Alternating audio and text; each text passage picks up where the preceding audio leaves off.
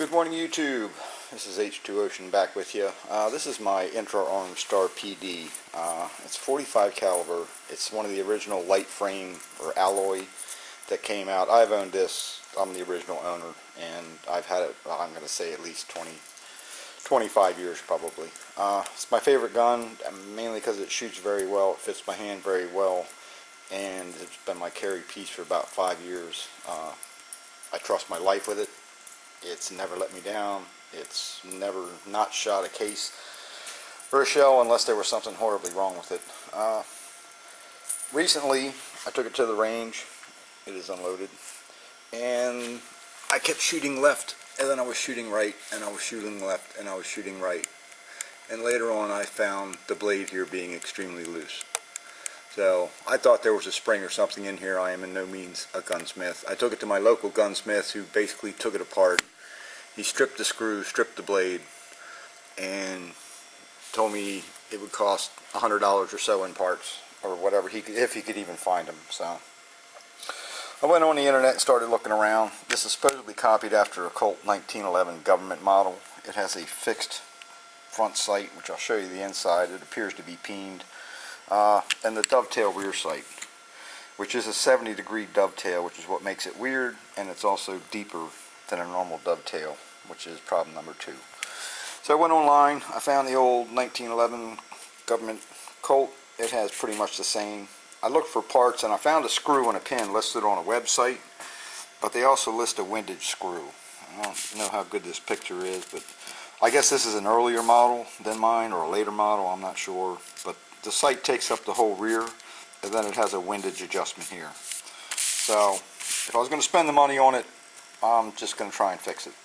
So we went and found ourselves a nice set of Trijicon night sights for a 1911, and it's got the tenon front sight, and let's see if we can get there. It's got a little rear sight. Now this is a 65 degrees, so I know it's not going to fit. We're going to work on the front here first, and then work on the rear. So here it is. Last time you're going to see it all put together. It's either going to have a nice pair of front sight, or a nice set of sights that I'm really happy with, or it's pretty much going to be demolished. So I really don't want to see the gun go bye-bye, but I'm not shooting it with the sights that are on there, and I'm not paying somebody a whole bunch of money just to put a rear sight on and still have the front sight. It does have a decent sight picture, but hopefully that's going to improve drastically. So give me a minute, we'll start taking it apart and show you what we got. Alright, so I put this in my little vise just so you can see it. My two concerns are all the 1911s that I see. That peened over part right there is in a square hole, and this one is nice and round. The other thing is everybody pretty much just breaks them off, which I'm extremely afraid to do on this one. It looks like, looking very, very closely, which is going to be hard with this camera, it looks like right there appears to be the slot where the tenon goes through. So I'm hoping there's a slot with a tenon that I can peen it over and put that one in. So right now we're going to work on taking this one apart. We're going to go in there with a little die grinder and try and remove some of that material. I'm really afraid just to stick this in a vise and just twist it and snap it off, because I don't want to spread anything or deliberately break anything. So we're going to take our time here. Again, I say I'm not a gunsmith.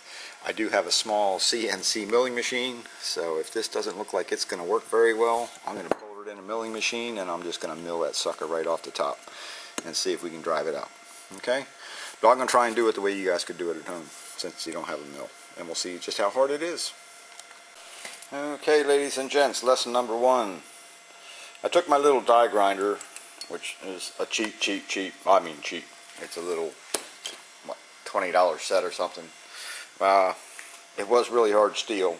I ground most of the little dimple off the bottom, which was a round hole, and gave the thing a little twist, and it did come loose and come out, but evidently there were 2 little wings cast in the side of it.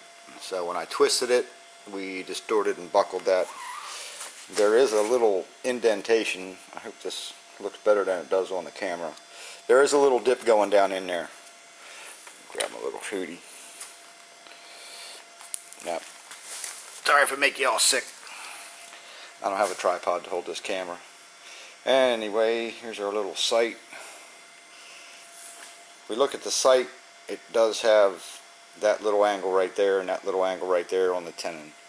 So I'm going to clean this up, and hopefully those two little angles are going to sit right dead in that little groove, if we're lucky. Alrighty. By the way, I forgot to mention, I did measure the height of the front blade and the height of the rear blade. Not the groove, but the top, since this lines up. So once I get this installed, I'll know what the differential is between this front sight and the front sight that was on it, so I'll know what I need to adjust for the rear sight height when we get to that nightmare. Okay? So I'm going to be here filing for a little bit and cleaning for a little bit, and then we'll see you. Alright folks, so we're back again. So basically what we've done, the tenon itself is square. And as we all know, you can't put a square peg in a round hole. So I got a nice little machinist file set. I got a nice little square one, which was luckily about exactly the same size as the tenon. And we just expanded the front and the rear of the hole. Let me get my finger in there. I don't know if that helps you see. So we just made the square hole round. Or round hole square, sorry about that. All this terrible ugly stuff up here, that's from twisting the sight off, which I really wish didn't happen, but again, it's an old gun. I'm not really worried about how beautiful it looks. I've carried it for a long time, so it's got a lot of scratches and stuff on the frame already. So we've made this fit extremely tight to the point that I am going to tap it in there with a small plastic hammer. And then we are going to either just use a regular punch. I got scrap around here. I think I'm just going to drill a hole in that, put my punch tip in it, cut the U shape out of it so it'll fit up in there, and just make my own little peening tool. We'll see. I think I'm going to put that in there first and give it a tap or two. Everybody says this is relatively soft metal. The metal that came out wasn't very soft, and I don't really have, flip this over.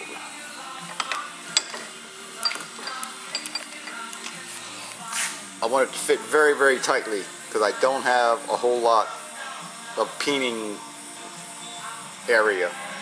I've got just a little bit there that I can mush into. So I'm going to rely more on the tight fit of the tenon and the tenon spreading within that square hole more than relying on actually smushing this into a cavity, which is what happens on the 1911s. So we'll see. I'll put about 100 rounds through it, 150 rounds through it. If it doesn't blow off, it doesn't blow off. Everybody warns about tapping on these. I don't think I'm going to tap on it any harder than my slide is going to rack it when this thing's firing. So we'll see. I'll get it in there. I'll get it staked in there and shoot another video before I clean it all up. Alright, so I did cheat. I used my milling machine. I got this old just junk block of aluminum, and I just milled a slot in it for that little, since it does have the glass tube in it. The little glass tube is within the little steel thing, so they say, but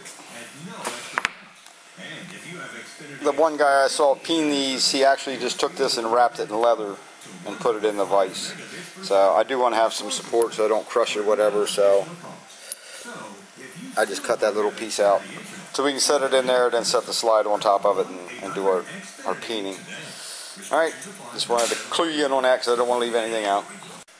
So here's the little staking tool we made, nothing fancy. I just took a little piece of aluminum, sliced a notch in it with a hacksaw. I borrowed, half an inch off a hardened chisel. Just cut a ½ inch off the end of it and drilled a hole and shoved it up in there. There's the chisel, which is still good, it's just ½ inch shorter, no big deal. So that's what we used to stake it in. Cheap, easy, done deal. Probably I could have staked it in with just using the punch. The problem with it is when you're on the angle, you're constantly trying to drive the slide back out of your holding fixture. So this did make it a little bit easier. Swedging it is a pain in the butt. Getting it started was the hardest part. Once it started to swedge out, then it seemed to work a lot easier. Alright. So here's the after smash. I just wanted to try and show that. Everybody shows it after they clean it up. So this is one of the things on eBay that I had no idea how much. Basically, I had a lot of tendons sticking through there. I just kept pounding it until it was flat. It's pretty tight. It drove into my little block a little bit. It was very tight in here, and I pulled it out of the block. So if it held pulling out of there, it should stay on. So, but we haven't cleaned up all the edges yet. So we're going to start filing on it and see what it looks like, and mush it a little more if there's open spots. Alright, so we took our little round little Dremel here, which again I think was like 20 bucks at the little cheapo tool house. Let's see if we can get this out. So we ground it all out. So our bushing barrel, just fits. And as soon as that fit, we quit. And one thing I did do, we kept looking from the back side, because what you can do is keep grinding the center of it and grind the center of it out before you get the edges. So it's hard to keep that little contour in there. So I just kept putting the bushing in and seeing what it was hitting, So, but I do have, I think, a lot more metal in there than I expected to have. And we've got our front sight on it. So if we can get the back sight on it, we'll be doing good. And I did take it in the bathroom, and the little glow thing still glows. It covered a lot of my screw up on the side. It didn't quite cover the front where the old slate was, which I don't really care. And it got a little bit marked up and scuffed up, but it ain't no big deal. Little paintbrush, I can fix that if I want. Again, I mean, the slide's got marks all over it just from being carried for so long. Alright, so we'll have to start thinking about the back. That'll be just as fun, I'm sure. Alright, so we drove our back sight out, and the only thing that I don't like about the pistol, which I know now, this is underneath the sight, and it has something to do with retention of the firing pin. I'm not sure, but the sight needs to come out if you ever need to change the firing pin. But one of the things everybody says is don't dry fire it, and the firing pin won't break. So this is our new little sight, and of course it doesn't fit at all. So we're going to have to measure that out, and I like that it's narrower than the old sight was. Let's see if I can get them both on there. So it kind of narrows the profile a little bit, and it fits in that slot. So we're going to measure our height and see where we're at, and most likely we are going to make a little aluminum piece that'll go in that this dovetail will sit in. Because if I'm lucky, this has to be up there. Alright, so we'll work that out and come back to you in a while. Alright, so here we are back on our little rear sight. Basically what we've decided to do, I did file the back of it a little bit, get that down to a 70 from a 65 so it fits snugly into the back of the dovetail. So we need to fill the front of the dovetail, and we've taken this piece of steel. How well you can see, I milled it down to the width that I need, and I also left it crooked so I'd get just a little bit of a taper on it. And mainly what we're going to do,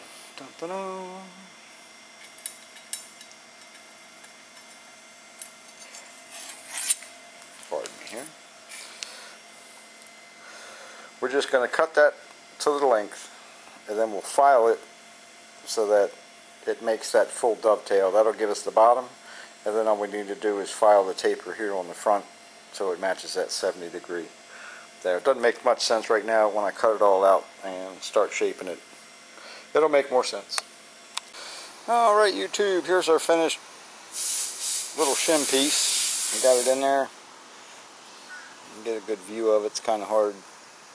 So basically all we did was cut that little shim, and then we just filed it until it fit, just like you would normally do with these sights from everything I see. I didn't paint it so it stands out real nice and bright so you can see. So we got it in there. It's a nice snug fit, so we're going to have to tap it back and forth. I really don't mind that we lost the adjustable blade on the sights, because pretty much once you got it sighted in, it's sighted in. So there's our new sight picture, which I'm very, very happy with. 100% better than the old one. And next is put it together, take it out to the range, sight it, and see how our front sight does. See if we can get a better sunlight view. of the peen.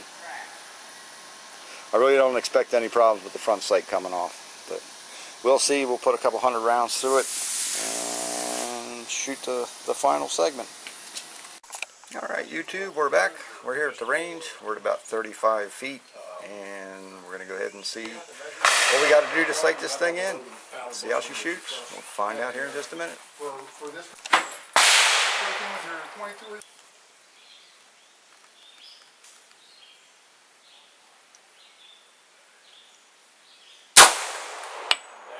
Down right this time. down is down. You adjust. When you turn up your target, you take a breath. And it's 12 o'clock. Take a breath, let a little bit out. Okay? Okay. It will drop you dead. That's the rate. As long as you're consistent.